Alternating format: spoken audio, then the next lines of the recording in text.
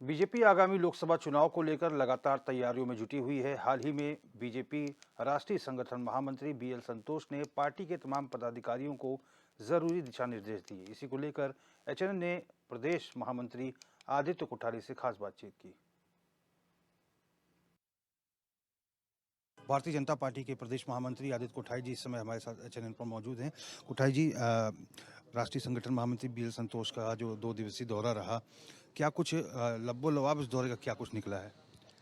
Bharatiya Janata party के राष्ट्रीय महामंत्री संगठन आदरणीय बीएल संतोष जी 2 दिन के प्रवास पर उत्तराखंड में रहे और इन 2 दिनों में उन्होंने पार्टी के सभी वरिष्ठ पदाधिकारियों से भेंट वार्ता भी की और 2-3 बैठकें भी उनकी हुई हैं।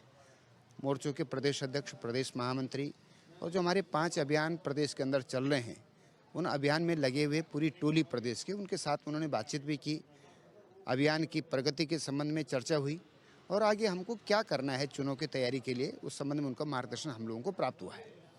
उसके बाद हमारी जो लोकसभा के प्रभारी, सह प्रभारी और जो पूरी टीम लोकसभा की, उनके साथ भी उनकी बैठक हुई और आगे हमें चरणबद्ध तरीके से लोकसभा चुनाव की तैयारी किस प्रकार से करनी है, हर वर्ग को, हर समुदाय को, हर क्षेत्र को साधने की जो उन्होंने रणनीति हमको बताई है, उस सबको इम्प्लीमेंट करने का काम भारतीय जनता पार्टी उत्तराखंड में कर रही है।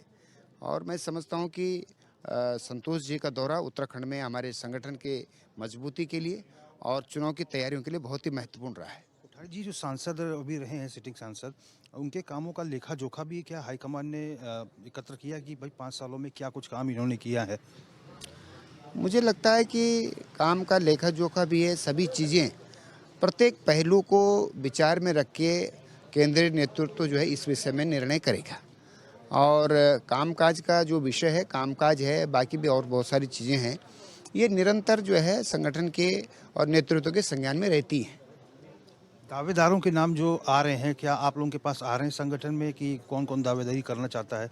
आते हैं, जो लोग दावेदारी करना चाह रहे हैं वो अपना इच्छा, अपना आवेदन प्रदेश अध्यक्ष जी के पास कई लोगों ने दिया भी है और कई लोगों का कार्यकर्ताओं के माध्यम से भी नाम आते हैं।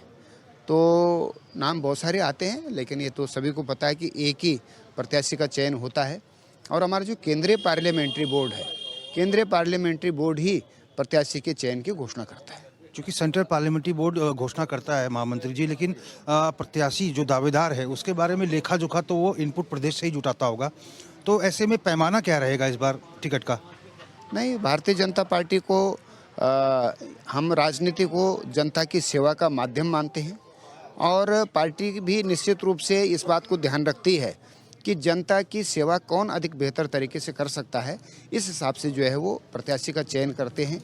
और हमारा जो जनप्रतिनिधि होता है वो पार्टी का एक मुखौटा होता है, वो पार्टी का प्रतिनिधि भी है क्षेत्र में।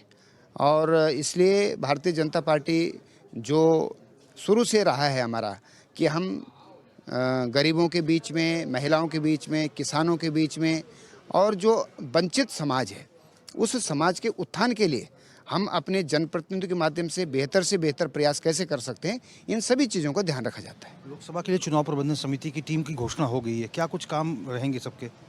चुनाव प्रबंधन समिति हमने प्रदेश स्तर पर भी बनाई है और प्रत्येक लोकसभा की अलग अलग प्रबंधन समितियां बनी हैं।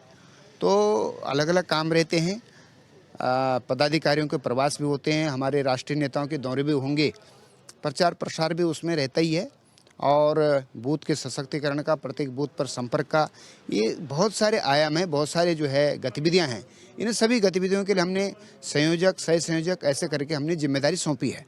घोषणा पत्र की भी हमने जिम्मेदारी दी है और अन्य जितनी भी गतिविधियां चुनाव से संबंधित रहती हैं, प्रत्येक के लिए हमने अपने योग्य और वरिष्ठ पदाधिकारियों को जिम्मेदारी पर लगाया है। अंतिम सवाल सर, 6 तारीख को प्रधानमंत्री नारी शक्ति वंदन का एक कार्यक्रम है, उसके बारे में थोड़ा कुछ जानकारी हो तो बताएं।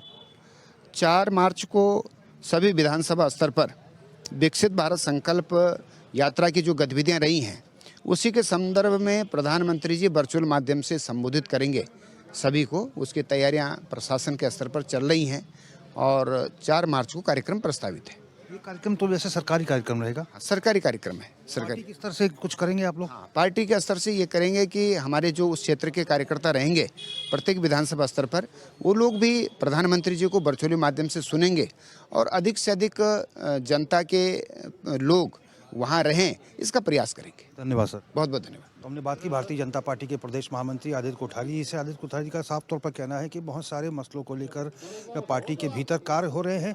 चुनाव प्रबंधन समिति का गठन हो चुका है। इसके साथ ही टिकट आवंटन को लेकर भी बहुत सारे लोगों की दावेदारी आ रही है और जो जिताऊ होगा, जो टिकाऊ होगा, जिसने पार्टी के हित में काम किया होगा, उसको टिकट दिया जाएगा। हालांकि अभी चुनाव को लेकर सभी को दिशा निर्देश भी राष्ट्रीय संगठन महामंत्री के द्वारा दिए गए हैं और सभी लोग इस कार्य में जुट गए हैं।